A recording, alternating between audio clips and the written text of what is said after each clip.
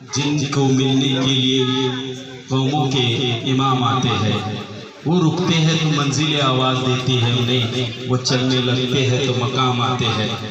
मेरी तारीख से मुराद यहाँ पर आज के इस प्रोग्राम में जितने ही तलबा ने अपनी अपनी तकारीर, भाषण और इंग्लिश में स्पीच पेश किए, अब यहाँ से सबसे आखिर का जो पायदान होता है वो पायदान आ गया है।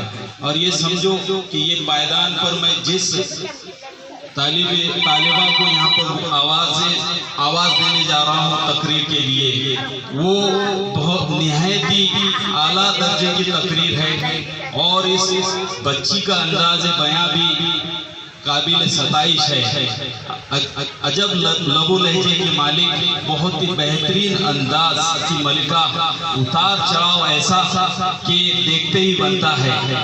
तो मैं इस प्यारी सी बच्ची जिसका नाम मेरी मुराद है सफुरा कौसर जुनैद देशमुख से, जो कि शशम जमात यानी कि छठी जमात की तालिबा है, इन चंद मिसरों से आवाज़ दूंगा कि अदब एक करीना है, अदब एक करीना है मोहब्बत के करीनों में, और उस्ताद एक नगीना है जन्नत के नगीनों में। उस्ताद वो है जो बंजर जमीन को खलियान बना देता है, उस्ताद वो है जो पत्थर को तराशकर हीरा बना देता है, उस्ताद वो है जो जिस्म में रूह डालने का काम करता है, उस्ताद एक किसान भी है, उस्ताद एक अच्छी पहचान भी है, उस्ताद वो है जो इस माशरे को एक बेहतरीन माशरा बनाने में अपना अहम किरदार अदा करता है।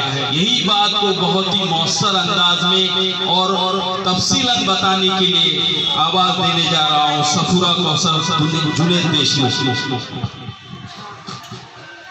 मोहतरम सदर जलसा, इज्जतमान हेड टीचर्स और मेरे प्यारे साथियों, अस्सलाम वालेकुम।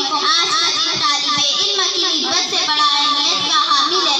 आगे कुछ कहने से कबल स्टेज से अपनी बात का आगाज करना चाहती हूँ। हमारी दरगाह में जो ये उस्ताद होते हैं, हमारी दरगाह में जो ये उस्ताद होते हैं, हकीकत में यही कौम की बुनियाद होते हैं, हकीकत में यही कौम की बुनियाद होते हैं। उस्ताद का मर्तबा वालिदैन के बराबर समझा जाता है। बहुत से लोग उस्ताद को वालिदैन के मुकाबले में ज़्यादा इज्जत देते हैं, इसलिए कि वालिदैन तो बच्चों को ज़िंदगी देते हैं और उस्ताद उस ज़िंदगी को बामानी बनाने का हुनर सिखाते हैं।